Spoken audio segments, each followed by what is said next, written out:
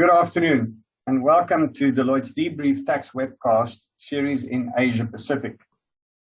Our webcast today is from our transfer pricing series and is titled ATO Australia ATO Guidance on International Intangibles Arrangements. This is a re-recording of the live debrief to ensure we have an improved recorded version. Hence, this version may be slightly shorter as we have already proceeded through the polling questions, but is done in order for those that could not attend the live debrief to have a better recorded version. So we hope you enjoy today's debrief. My name is Jacques van Rijn. I'm a tax partner based in Deloitte here in Australia, and I have the pleasure of being your host for today's webcast. I have three speakers with me today. Firstly, Tim Heverden, Jure Moerman, and Rachel Siasia. Tim is a valuations partner in our financial advisory team and is an expert in intangibles valuation with years of experience. Jure is a tax manager in our transfer pricing team with a key focus on intangibles and experience in both the Netherlands and Australia. And Rachel is a legal partner in our Deloitte lawyers team with extensive experience in intangibles that she brings to the team. All of these presenters are based here in Australia. So just a bit of housekeeping. Today you may access our bios on the left side of the screen. Before I introduce today's agenda, I'd like to take a moment to highlight some of the features of our webcast console. First, all users are on a listen-only mode. If you have any content-related questions, you can submit at any time in the Q&A box at the bottom of the right of the screen. We'll do our best to respond to your questions during the presentation. Second, all PC users can maximize or minimize each box at your convenience during the webcast. You may also explore the icons on the screen. If you want to download today's slides and related publications, please go to the downloads and links box. On the other hand, mobile device users can view the slides and answer the survey on the screen. Thirdly, if you require an attendance record for this event, you can download your CPE certificate by clicking the Request CPE icon at the bottom of the webcast console. So let's get into today's webcast. So, Predicate, we could have the agenda. So firstly, let's discuss the overview of what we're about to discuss today. First, we'll take you through the changing intangibles landscape and we'll set the scene for today's discussion. Secondly, what we will do is we'll briefly discuss the ATO's draft PCG on intangibles, and Jure will provide a comparative table with the contents of the PCG as against the tax authorities within the Asia Pacific region. Once we've gone through these slides, we will then get Tim to discuss with us the global best practice and what is he seeing from a global best practice perspective. And then Tim will hand over to Jure and Rachel, who will take us through the complex interplay between legal and tax in the world of intangibles. And lastly, I will deal with how do we actually go about identifying our intangibles with specificity, and we'll talk about the IP discovery process. If time allows us, at the end, we will have a few questions, and as I mentioned, you can post your questions on the Q&A box. So if we could please move to the first slide. So if we look at the intangibles landscape, we have all lived through COVID. If we think about our lives 24 months ago, doing webinars on Zoom was not really something that we did. If we think about how our everyday lives have changed, most of us didn't even know that Zoom existed, right? So everything we have done over the last 24 months has changed. If we look at the proliferation of tech applications, every industry is being affected by technology developments. Mining industry, your traditional bricks and mortars industry, production facilities are all automating and digitalizing their businesses. So If we consider this changing landscape, there's a very strong view that the world's economic recovery post-COVID will be driven by the development of intangibles and data. Data is already one of the most valuable assets in the world. If we consider, therefore, the value creation by intangibles, and we just look at things like the S&P 500, the NASDAQ, where only 5% of the market value of those companies are represented by tangible assets. The rest are basically represented by intangible assets. By 2022, which is not even a month away, if we think about it, 60%, 65% of global GDP will be digitalized. So every industry that we live in will have a digital element.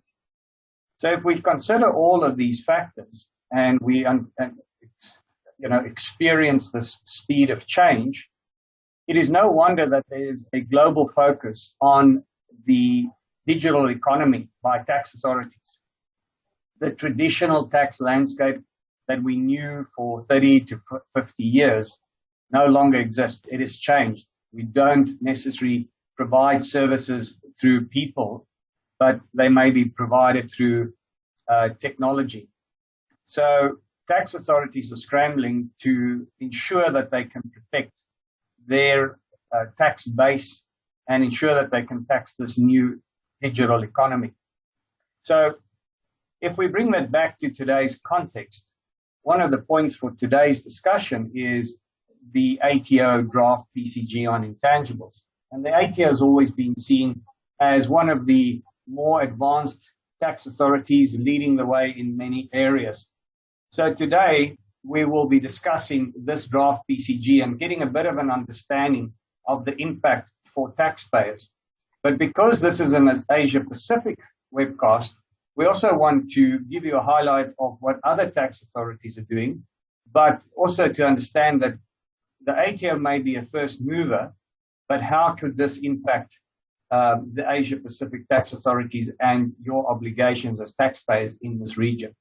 So what I'd like to now do is hand over to Jure, who will take us through the draft PCG and its core elements. So Jure, over to you. Thank you, Jacques. And if you can please move to the next slide. So earlier this year, the ATO has issued the PCG on intangibles arrangements. This draft PCG sets out the ATO's compliance approach to international arrangements connected with the development, enhancement, maintenance, protection, and exploitation, the so-called DEMPI functions, of intangible assets. This PCG is already in addition to earlier releases by the ATO in 2018 and 2020, also on intangible arrangements, and really illustrates the increased focus by the ATO on taxpayers' international intangibles arrangements. So this PCG can be used by taxpayers to self-assess their arrangements and level of documentary evidence against the risk factors, which we'll discuss in a minute. A high risk following this PCG is considered when the documentation and evidence does not support the relevant risk factor. A medium risk is considered when the documentation and evidence is considered incomplete, and a low risk factor is considered when the documentation and evidence is complete. Importantly, when this PCG becomes finalized, this will require taxpayers that are obligated to complete a reportable tax position schedule, a RTP schedule, to disclose how their intangibles arrangements will be comparing to each of the risk factors and to the examples of arrangement. Finally, the ATO indicated that if the intangibles arrangements are exhibiting one or more of the high-risk factors, there will likely be further engagement in an assessment of compliance risks. If we could please move to the next slide. Thank you. So this slide sets out the four documentary risk factors and the fifth risk factor that sets out the examples of arrangements. So the draft PCG uses a qualitative risk framework where the level of documentation supporting the intangibles arrangements is really determining the risk rating. And the documentation expectations are categorized into 4 key areas.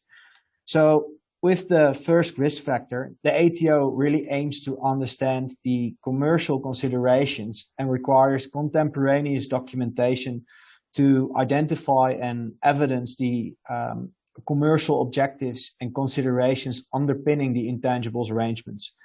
And they should also include other or alternative arrangements that were considered and reasons why those alternative arrangements were not pursued. Documents that the ATO could have regard to include cost-benefit analyses, commercial, regulatory, tax advice, and the likes. With the second risk factor, the ATO aims to understand the legal form of the arrangement, which it does by having regard to documents such as legal agreements, memoranda, details of ownership, etc. With the third risk factor, the ATO seeks to identify and clarify relevant intangible assets and connected DEMPI activities with specificity, including how such activities are generating value in the context of a company's value chain. Documents that the ATO may require could include intangible asset registers, database extracts, meeting minutes, and the likes. So for the fourth and let's say final risk factor that is determined by level of documentation, the ATO aims to understand the tax and profit outcomes connected to the intangibles arrangement. So it will evaluate whether the tax and profit outcomes are consistent with the commercial and economic substance of the arrangements. And we'll do this by having regard to comparability studies, valuations, projections, cash flow statements, and the likes. So for the fifth risk factor, the PCG has set out 12 examples of arrangements which are being categorized in a high, medium, and low risk category. So taxpayers are required to self-assess against these examples of arrangements and indicate which arrangement fits best in their fact pattern. The high-risk arrangements as included in the PCG broadly include intangible migrations, non-recognition of of Australian intangibles, and the non-recognition of DEMPI activities in Australia. And although these examples of arrangements are quite detailed in the PCG, we can imagine it can, in practice, provide some difficulties for taxpayers to really pinpoint in what category they will fall when self-assessing. So if we can just move to the next slide. So we've done a survey in the APAC region on how other tax authorities are approaching international intangibles arrangements. And helpfully what we've noticed is that almost all jurisdictions that were included in this survey are following the OECD Chapter 6 principles. And even in situations where they have specific domestic legislation or where they have issued guidance, this is often still based on, let's say, the OECD transfer pricing principles, albeit in some instances with some nuances. Interestingly, what we've noticed is that that each of the jurisdictions that we've included in this survey indicated that intangibles arrangements are a top priority for, let's say, their tax authorities in their jurisdiction. And really that they have, following the 2017 update of the transfer pricing guidelines, tax authorities have really educated themselves on these new principles and now start to increasingly scrutinize these type of arrangements.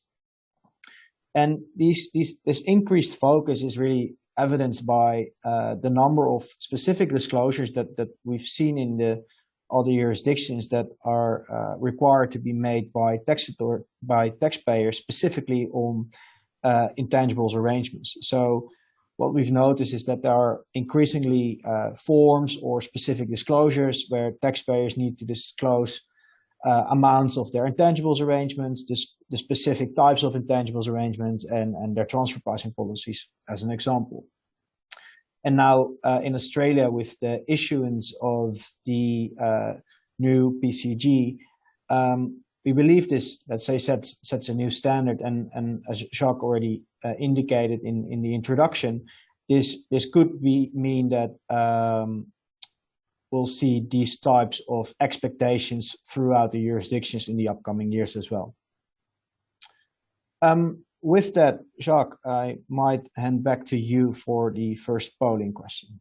Thank you. And if we could have the first polling question, please, Predicate. So we'd like to ask you the first polling question. Who in your company is the ultimate custodian of intangible assets? So there are 6 options available to you. First one is the CEO, second, CFO, third, Chief Strategy Officer, the legal officer, tax, or I don't know, or it's not applicable in our business. So as we mentioned at the beginning, in the interest of time, this is a re-recording, so we do actually have the polling results already. And interesting enough, the polling results spread the outcome or the responses equally between the CFO and the legal, each about 16 to 17%. The interesting component of this is that 43% of the respondents said they didn't know or that it was not applicable. So let's now think about that result, and then we move to the next slide, please, Predicate. Let's talk about the opportunities and risks around intangibles. And if we take into consideration what Ure was just saying to us about the PCG and the fact that we are discussing the PCG today, if we consider the global landscape, as I said right at the beginning, what we've seen is that there are sweeping global reforms, and these sweeping global reforms have accelerated the globalization and complexity of companies. Companies are investing vast amounts in new technology, and by making these investments, companies are in the business of making profit. So the question that comes to mind from an opportunity perspective is, how do you unlock the value, and how do you ensure that your intangible assets are optimized? And generally, that's looked at by the commercial team. But in the same instance, as I mentioned earlier, because companies are making significant investments, more companies are also utilizing and capitalizing R&D incentives. So in the same instance, governments are issuing R&D incentives to attract investment in their country. And a lot of these investments lead to valuable intangibles. The question is, how do you protect these valuable intangibles? One of the things that has recently happened in Australia is the Australian Institute of Company Directors issued an article around the fiduciary duties of directors in managing and the governance factors around intangibles, which may be a company's most valuable intangible asset, but that is only if a company is aware of that.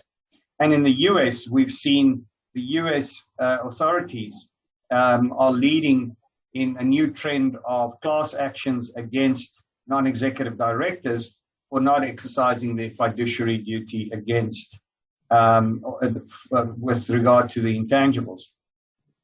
So we've got the commercial opportunity, we've got the legal and the governance, but then if we look at it on the right-hand side, an important part of the intangible optimization and management sits with the finance, tax, and accounting teams. So it becomes very difficult sometimes to capture and evaluate or effectively capture the value of these intangibles, but also evaluate how they add value to the business.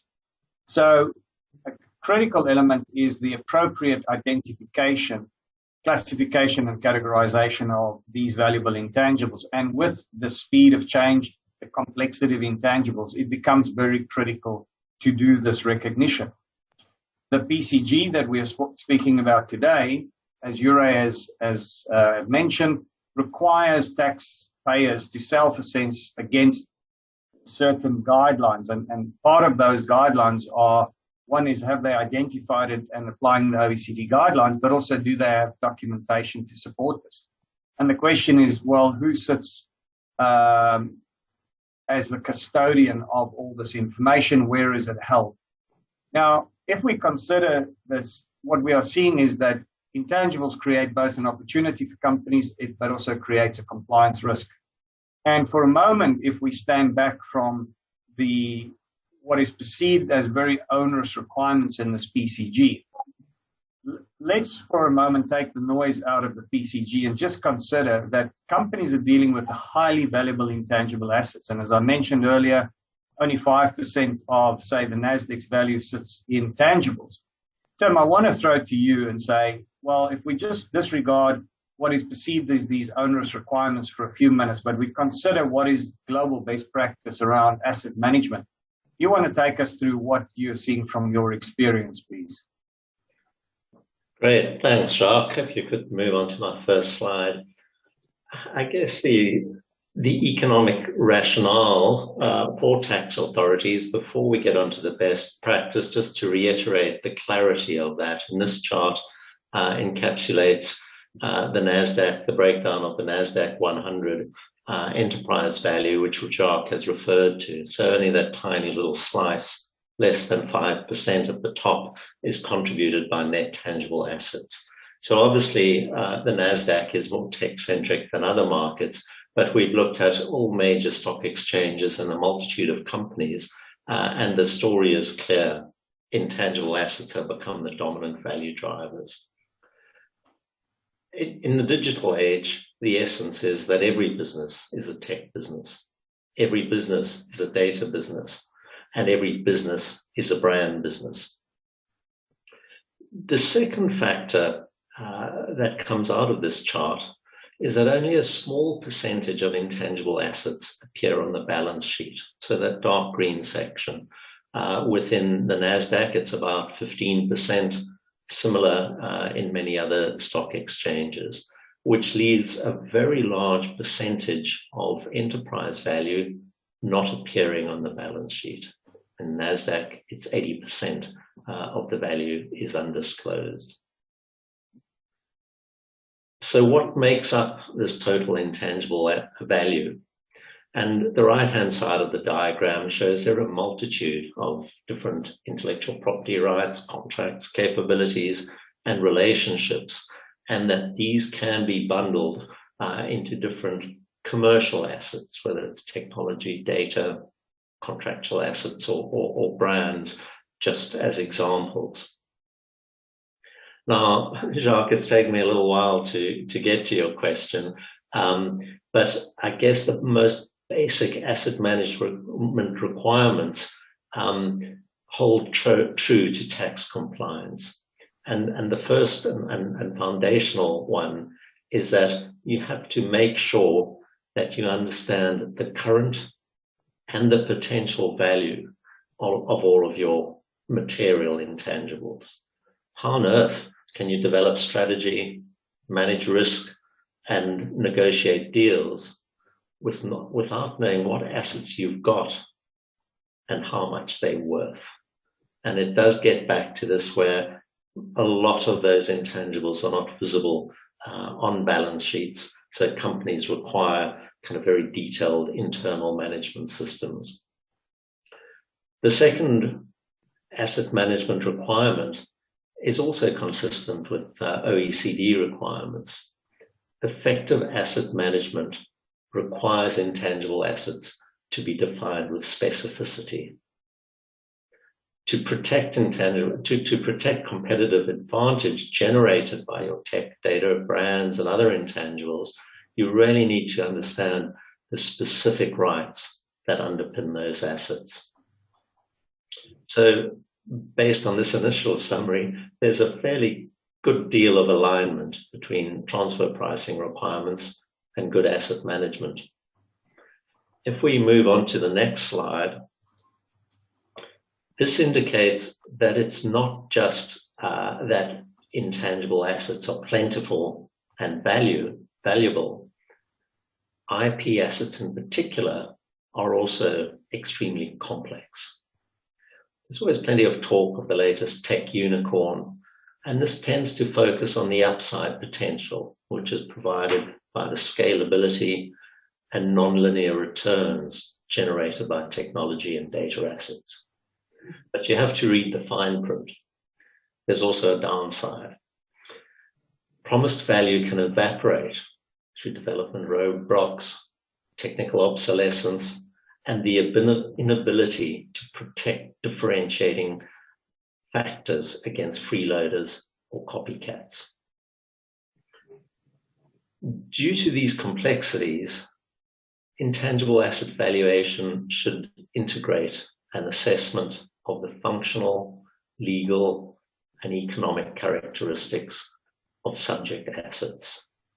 Valuing these complex assets isn't just a kind of bean counter spreadsheet exercise. It needs to understand a 360-degree assessment of the assets. Now, I understand that tax practitioners are disgruntled by the documentation required by the PCG. No one relishes extra compliance. But for related party transactions, the potential of IP assets to change value quickly can make documentation your friend. If the tax office tries to apply the benefit of hindsight when value goes through the moon, a good valuation will substantiate the risk and earnings potential at the date of assignment, which might be very different to what happened several years later. The right-hand side of this slide shows the commercial equation, which is really a commercial imperative. Jacques mentioned that third point, directors having the same duty of care towards intangible assets, and this kind of builds upon their value and their complexity. And that really leads to the imperative of the green block on the right-hand side. And surely this has to be a commercial practice that demands effective intangible asset inventories and measurement systems. But in practice, good intangible asset management is patchy at best.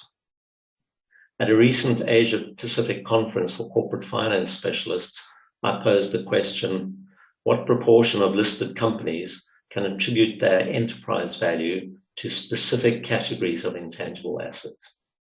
91% of respondents answered that the proportion was either very low or low. Similarly, when I conducted a poll during an event organized by the Australian Institute of Company Directors, 75% of board members said they didn't regularly receive metrics about the commercial strength, risk, and value of their intangible assets. If we now flick onto my third slide,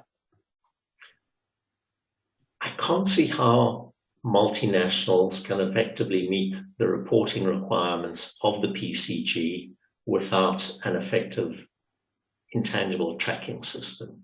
But here's the good news. This is not just a tax-specific requirement. Other business areas need similar information. Based on the workload of our IP advisory team, value-based intangible metrics are increasingly needed for M&A, joint ventures and licensing negotiations, strategy determination, risk management, and board reporting. Just to give you an arm's length example that supports the PCG's risk focus on identifying and evidencing intangibles and on analyzing profit outcomes. We recently supported a large corporate in planning for a joint venture with a much smaller tech-centric company. The tech company intended to provide a processing plant, patented technology to the JV, whereas our client was to contribute its reputation, customer base, some materials related intellectual property, and specialist know-how. To avoid migrating intangible asset to the JV without getting compensation, we conducted in-depth analysis of both parties' intangibles and their value contribution to the JV. The valuation and business case assessment were used firstly to inform our client's go, no-go decision, and then to support negotiations with the tech company regarding asset and cash contributions to achieve a 50-50 joint venture. The resulting documentation included many of the items specified in the PCG that Yuri mentioned earlier. So once again, there's alignment with good commercial practice, but subject, of course, to materiality considerations. And just to give you a flavor of other ongoing work, kind of hinted at in this picture, we're doing increasing amount of work in IP asset governance, and in the M&A context, the evaluation of key intangibles is increasingly used both for buy-side and sell-side communication. And of course, valuations of IP are used for tax disputes and a range of other purposes. But the common factor gets back to that equation we showed earlier regarding the complexity and potential high value of intangibles. So perhaps I'll just leave you with two takeaways. If you're unable to provide a reasonable estimate of the value contribution of your technology, brand, data, and other intangibles, and to track this back to individual assets and performance metrics, I think you've got a much bigger problem than tax compliance. However, as tax departments have an immediate requirement for this sort of information, I think there's a great opportunity for you, the tax community, to be at the forefront of enhanced intangible asset management. So I'll just ask you to flick to the next slide, and Yuri, if you could take it from there. Thank you, Tim. Yes, so with the updates of the OECD transfer pricing guidelines in 2017, the OECD has placed a particular emphasis on the behavior of parties in relation to intangible assets, as opposed to the contractual arrangements. And while contracts will still be important to express the intent of the parties involved, they should only be respected for transfer pricing purposes to the extent that they are consistent with the actual activities performed. And in this regard, the OECD has identified the five functions that are critical when assessing transactions associated with intangibles, the so-called DEMPI functions. So development, enhancement, maintenance, protection, and exploitation. And with the increased focus on the DEMPI functions performed and the management and control of the associated risks, as, let's say, opposed to the mere legal ownership of intangibles, the OECD aims to align transfer pricing outcomes with value-creating activities of entities within a multinational group. The OECD does recognize that the payment for the use of an intangible can still be made to the legal owner, but if other parties in the multinational group have performed any of the key DEMPI functions, they provide funding or bear any of the connected risks, a separate transaction should be identified and remunerated.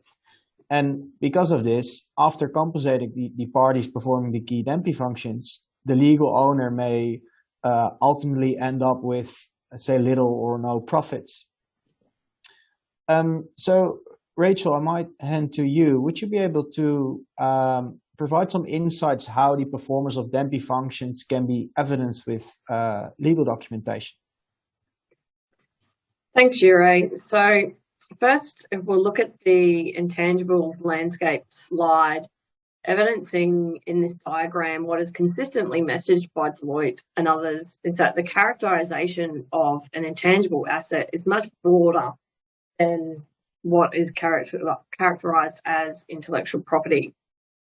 And this PCG, as the name suggests, focuses on the border of the two, being intangibles, which covers a lot more than what people expect and what are generally managing within their organisations.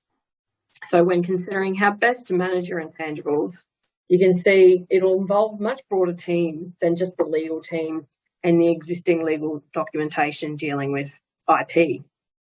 So companies will need to be who are involved in the management, development, enhancement, maintenance, protection, exploitation of intangibles will need to be having discussions with those people who are preparing the documentation or managing the documentation around each of those elements. It's not merely the protection and legal documentation. So it's going to be much more than the legal team.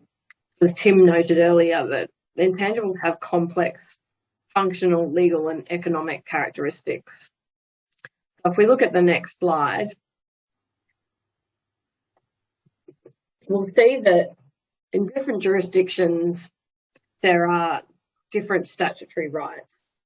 There are common terminology for registered IP, such as patents, trademarks, designs, copyright, etc.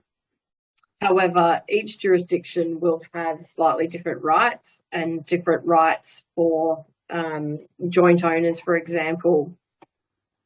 And each of these separate rights and each of these separate rights in different jurisdictions can be further carved up into different areas of use.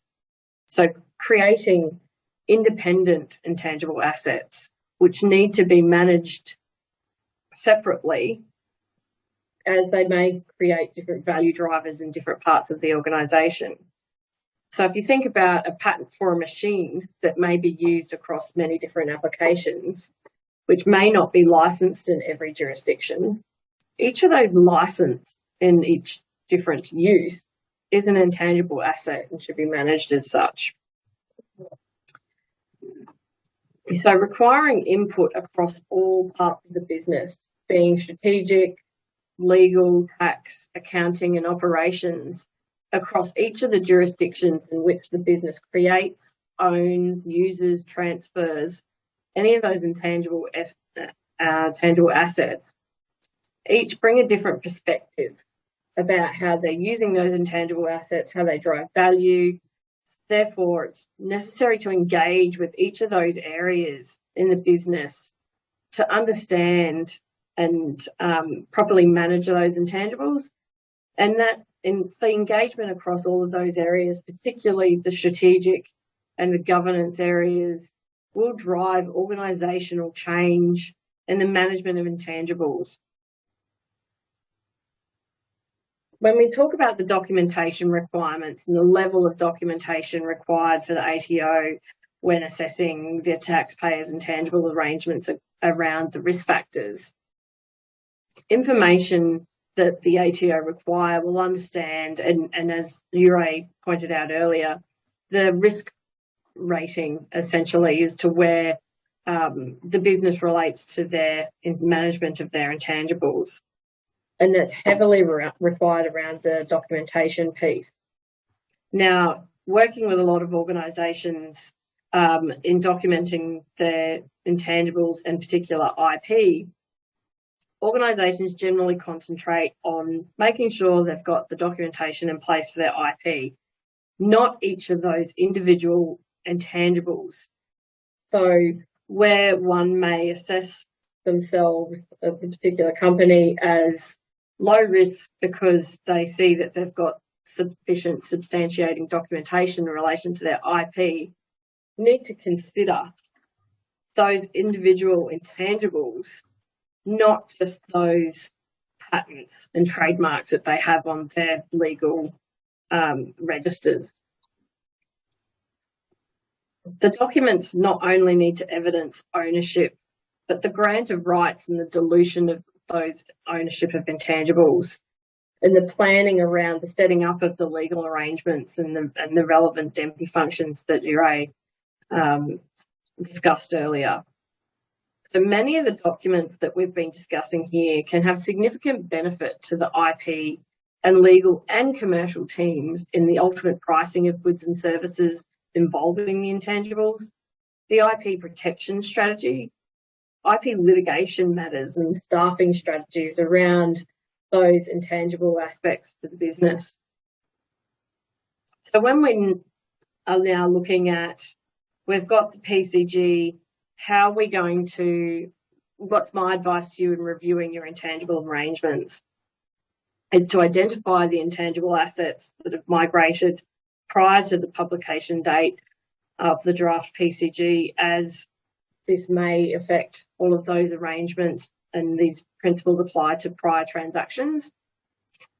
Assess and look at your current transfer pricing policies associated with intangible assets. Perform a gap analysis of existing documentations and the ATO's expectations, particularly, as I mentioned, around the IP and the broader intangibles, because I think that's where the big gap's going to exist. Determine whether it's appropriate to create new documentation or otherwise provide supporting documentation around decisions and aspects of the development and all the DEMPI functions of those intangibles. Start collating documentation which evidence in real time to avoid retrospectively having to create documentation for intangibles moving into the future. So start that process now if you haven't already.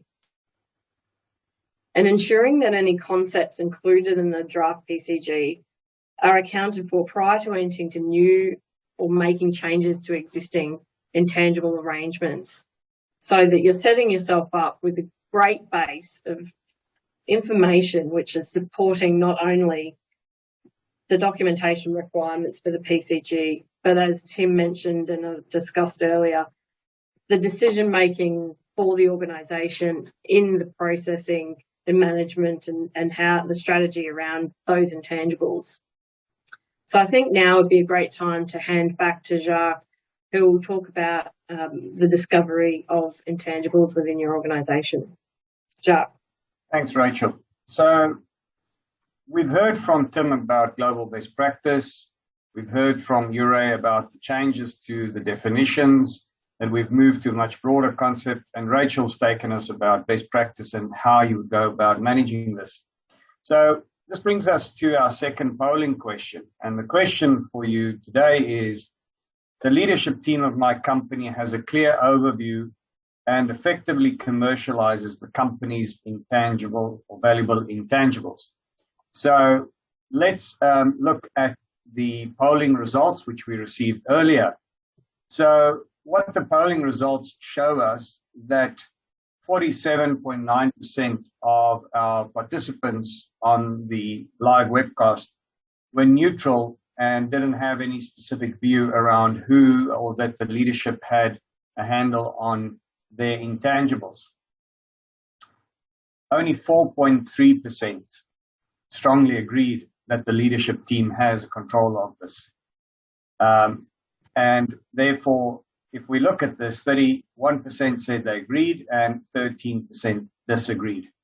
So a mixed bag of results, but I think the concerning one is that 47%, which is nearly half of the audience, did not have a view, and that could be because it's not applicable or they did not know whether leadership actually did anything about it. So today we've heard a lot about the broad landscape. So the question is, how do we go about this? How do we deal with all this complexity? Jure touched on the complexity of the PCG. Tim took us through global best practice, but how do we actually go about this? So if we could move to the next slide, let's talk about the IP discovery process. So if we look at this pictogram, if we consider today's supply chain, and what we are trying to show here is that intangibles touch every facet of the business. We've spoken about this before, that intangibles are basically embedded in the company's DNA. Even traditional bricks and mortar companies are now automating and bringing technology into their business. And this means that the intangibles don't only sit in the traditional space, but they touch everything. It could be intangibles that are related to the company's brand. It could be intangibles that drive operating efficiencies and that sit in the operations. It could even be best practice and know-how from a management and leadership perspective, or a accounting system that's bespoke and that's been developed specifically for the company. So the message here is that intangibles are complex. They touch every facet of the business. How do we go about actually getting ourselves compliant and ready? So there is no one big bang answer. So let's step through the next slide, please. If we consider the whole requirements of the PCG, and just to reiterate what Ure said, the PCG is the ATO's mechanism to risk assess taxpayers. But the changes to the legislation, if the country has incorporated the OECD guidelines, have been around since 2017. And even before then, the OECD in the BEPS reports issued the amended definitions. And there is one common denominator that sits through all of this. Taxpayers are required to identify their intangibles with specificity. And Tim alluded to this. How can you understand the value and the risks and the operational opportunities if you can't identify your most valuable assets? So the process of IP discovery, as we talked about it, starts with the identification of your assets. So understanding them, identifying them, classifying them, and then ensuring that you categorize them and understand how they actually drive value in a company. Not every intangible asset is going to be highly valuable. Not every intangible asset will drive profits or drive down expenses. And not every intangible asset will need to be evaluated in detail. But to start the process of identifying your intangible assets. And what we have on the slide is just an example of the Deloitte IP discovery process, where we go through a process of documenting the intangible assets, understanding where the legal ownership sits, where are the core DEMPI functions being performed, what contractual rights apply to that. Do you in fact have contracts that relate to this? Where are the countries where these intangibles are used and or legally owned? And then very importantly, do you have valuations for the most material assets? How does your transfer pricing align to all of this? And what we create is a dashboard where a company could have a central repository of all its intangible assets that records these, and that is the base product that you would need to be able to understand and comply with all the regulatory requirements, be it from a governance perspective, be it from a tax or legal perspective, or just be it from a good commercial approach. So understanding a methodical process or in implementing a methodical process to start identifying your intangibles is critical in the IP discovery process. So it is a process that can be done. It is not that complex if you follow a methodical approach. So that brings us to the end of our main discussion today. So in the interest of time, we have some time to respond to one or two questions. So I'd like to pose a question now to Tim. Tim, a quick question for you. Is it feasible to value all of a company's or multinationals' IAs? So just a basic question. Sure, Jacques. I would say a hierarchical approach should be adopted. So valuing each and every intangible, even the material ones, is probably not necessary, but it's absolutely essential to firstly understand the value of all categories of intangibles. By categories, I mean, technology, brands, data, and so on. And then within each one of those categories, to make sure that you've identified the most important specific assets and valued those, and also track their performance. It does link back to what you've said there about the discovery process, because it's not much use if you have a large chunk of corporate value attributed to an amorphous pool of goodwill, which might in fact have specific intangibles that can be valued once you've identified them. Thanks, Tim. Rachel, if I may, I'd like to throw the next question to you. How would you go about addressing gaps in documentation when there are existing IP contracts in place which do not cover all of the intangibles? Thanks, Jacques. So there'd be a number of times where the legal documentation may just refer to IP, as I was referring to earlier, and doesn't cover all the intangibles which related to that contract. If that's the case, those contracts can be supplemented with memoranda and further internal documentation that supports the full scope of what needs to be addressed and managed internally. However, there wouldn't be the necessary requirement to amend those legal agreements if they appropriately cover the legal arrangements. However, where there is arrangements that have taken place where particular assets aren't covered under the agreements which should be covered from a legal perspective, there can be a need to potentially enter into or execute legal documentation in relation to those.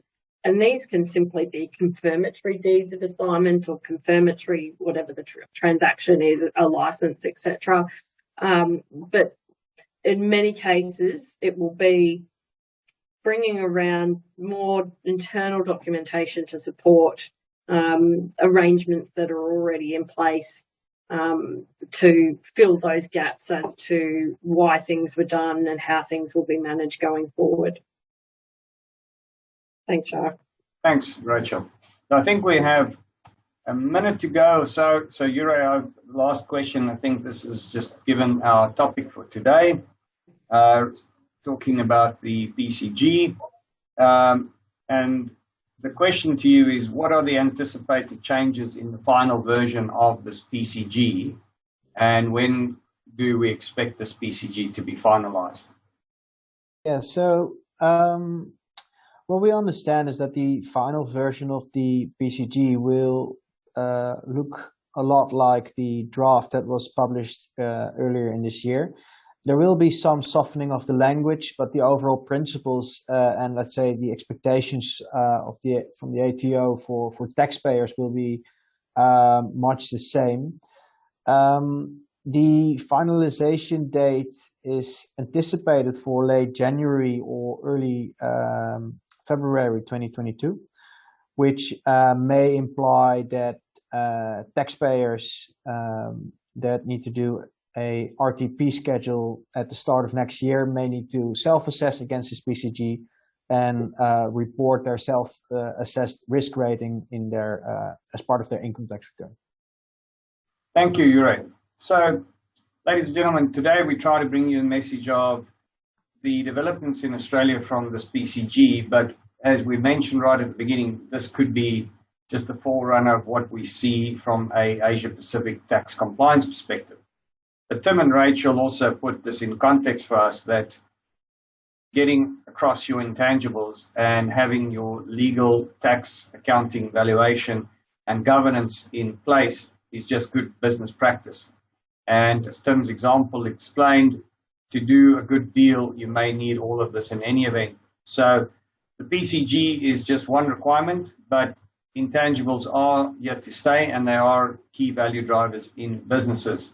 So thank you for all those that attended our webcast today.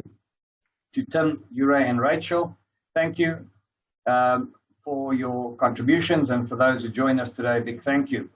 We'd like to encourage you to fill out our short survey that will pop up on your screen momentarily and tell us what you think about today's program. If you joined us late, please note that this presentation will be archived, and as we've mentioned, it is already archived. This is a re-recordal. If you feel that others would benefit from this webcast, please share the webcast with them via share this icon or have them visit the Deloitte Debriefs website. In addition to those questions we received on the live webcast, we will endeavor to respond to all of those questions submitted during the next few weeks. And as we are closing for Christmas, that'll be early New Year. Also, if you think of any other questions or comments later, please feel free to reach out to any of our speakers, and we'd be more than happy to discuss your questions. Please don't forget to tune in to our next scheduled webcast from the Geography Updates series, and these series updates will be available on our Debriefs website. The next one, 23rd of November, is titled China's Import and Trade Policies for Boosting Innovation and Research and Development. At last, from all of us at Deloitte, we thank you for your participation in our Deloitte's Asia Pacific webcast today. Goodbye and stay safe. Thank you.